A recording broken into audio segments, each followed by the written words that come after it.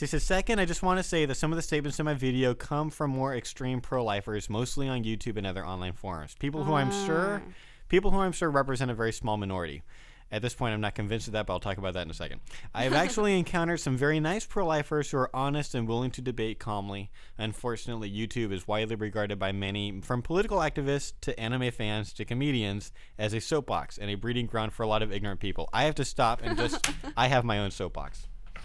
Oh, no. I have gotten really frustrated lately with people that call themselves pro-life and comment on YouTube videos. Stop.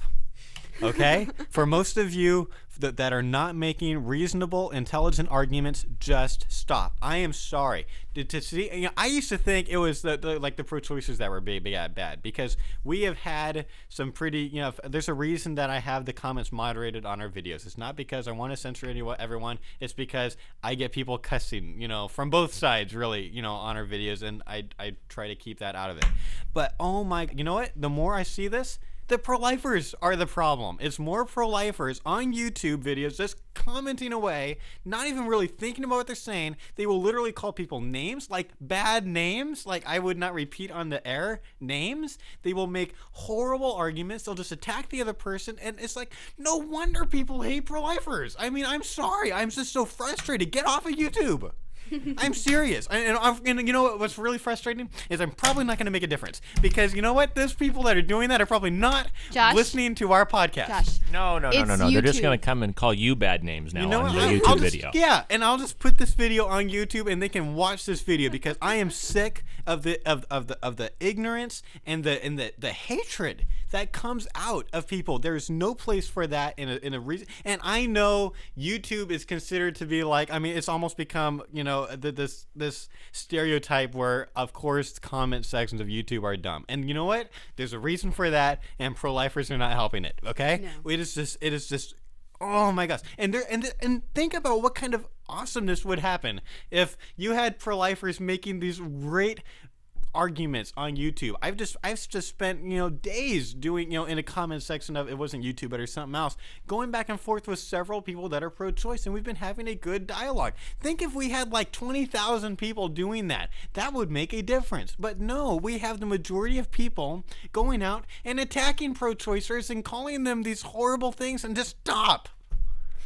Like I said, the pessimist.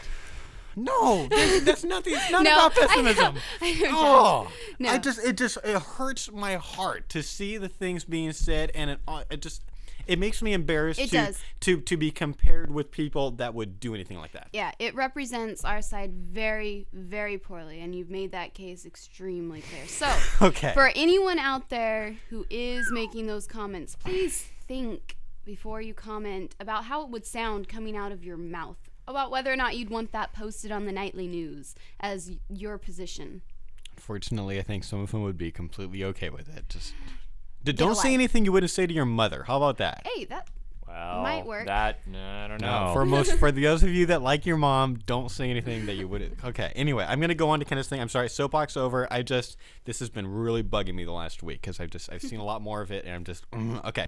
Life report, pro-life talk, real world answers, ending the ignorance, one statement at a time. I don't know, whatever. That sounded pretty good.